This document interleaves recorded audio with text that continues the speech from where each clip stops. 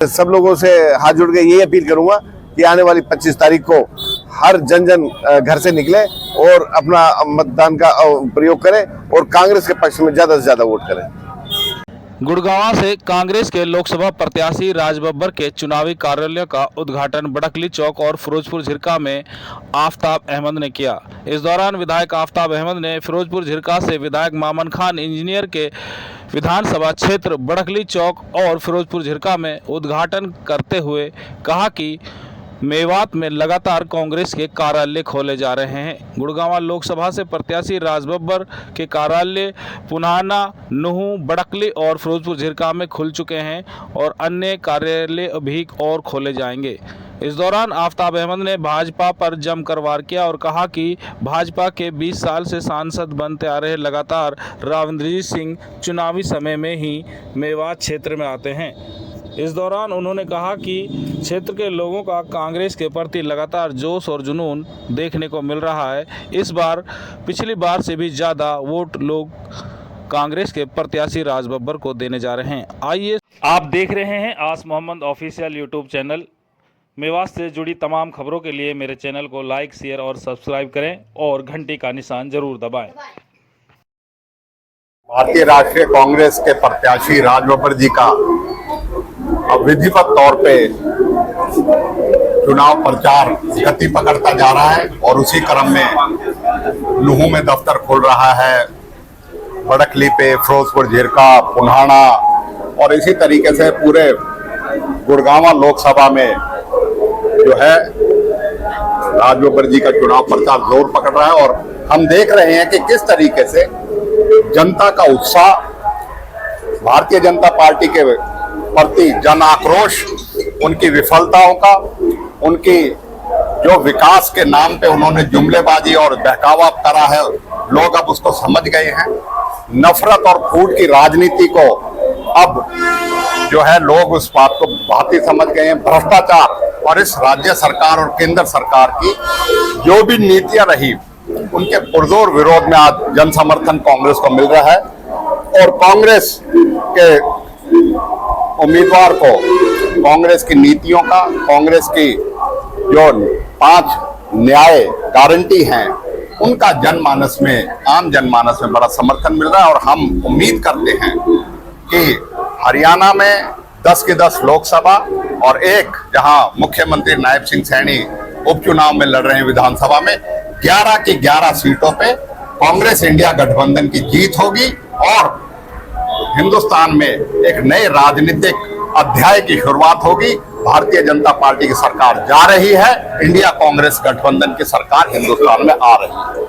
आपने राज्यपाल को हरियाणा में राजनीति जो उथल पुथल चल रही है उसको लेकर राष्ट्रपति शासन लगाने की मांग की है, क्या कहेंगे? ये कहेंगे कि आज हरियाणा के नायब सिंह सैनी की सरकार अल्पमत में है, उसे कोई नैतिक अधिकार नहीं है एक दिन भी वो सत्ता में बनी रहे, लेकिन अपनी बेशर्मी की वजह से और अपनी सत्ता की जो लालसा है उसकी वजह से आज अल्पमत में होके भी जो है वो सत्ता में बनी हुई है। राज्यपाल महामहिम को हमने अपना ज्ञापन सौंप दिया है, उनके फैसले का इंतजार है। आज नहीं तो कल हमें फैसला जो राज्यपाल देंगे उसके बाद हम राष्ट्रपति शासन की मांग पे आज भी कायम है। अल्पमत की सरकार में कोई नैतिक अधिकार नहीं है नायब सिंह सैनी को एक दिन में रहे और आज राष्ट्रपति शासन लागू हो, तुरंत हरियाणा विधानसभा के चुनाव कराए जाए और हम नया जनादेश लेके हरियाणा की जनता से आशीर्वाद लेके कांग्रेस जो है सत्ता में आएगी, ये हमारा पूर्ण विश्वास है। हरियाणा में कांग्रेस ने लोकसभा कितनी सीटें दी? मैंने अभी आपके सामने बताया, इंडिया कांग्रेस की 10 की 10 लोकसभा और एक उपचुनाव जो विधानसभा का करनाल से 11 की 11 सीटों पे इंडिया कांग्रेस गठबंधन जो है जीत दर्ज करेगा। मेरे दोनों बहुत ही मोस्ट रिस्पेक्टेबल और सीनियर साथी हैं, चौधरी आफ्ताब जी, चौधरी इलियास जी। उन एक ही बुलाने पर उन्होंने बड़कली चौक और फिरोजपुर झिरका का ऑफिस का उद्घाटन किया। मैं पहले तो उनका धन्यवाद करना चाहता हूँ, उसके साथ साथ जनता का भी धन्यवाद करना चाहता हूँ कि बहुत शॉर्ट पीरियड में जो ऑफिस का उद्घाटन किया उसकी शोभा बढ़ाई है, उनका भी मैं आभार व्यक्त करता हूं। और जिस तरह से ये इलेक्शन है आप लोगों के सामने, पिछले भी जब 2019 में भी इलेक्शन हुआ था और अब 2024 में यहाँ के लोगों ने पहले भी कांग्रेस को 80% वोट दी थी और इस बार तो मुझे उम्मीद है जिस तरह से ये खेल कर रहे हैं, जिस तरह से संविधान को खत्म करने की कोशिश कर रहे हैं, जो हमारे बहुजन समाज पार्टी के लोग हैं, दोस्त हैं सब, वो भी इस बार कांग्रेस को वोट दे रहे हैं और 100 के 100% हिंदू मुस्लिम मिलकर के नहीं, मेवात के कांग्रेस के प्रत्याशी राज बब्बर जी को 100 के 100% वोट देने का काम करेंगे। आप क्षेत्र में वोट मांगने जा रहे हैं कैंडिडेट के लिए, तो किस तरह लोगों को अपील कर रहे हैं? भाजपा के प्रति जो 5-10 साल सांसद रहा उसको क्या? मैं ये कहूँगा कि मैं गाँव में जा रहा हूँ, लोगों से बात कर रहा हूँ, तो लोगों की एक ही बात है, कोई एजेंट नहीं रहेगा कांग्रेस के अलावा इस बार।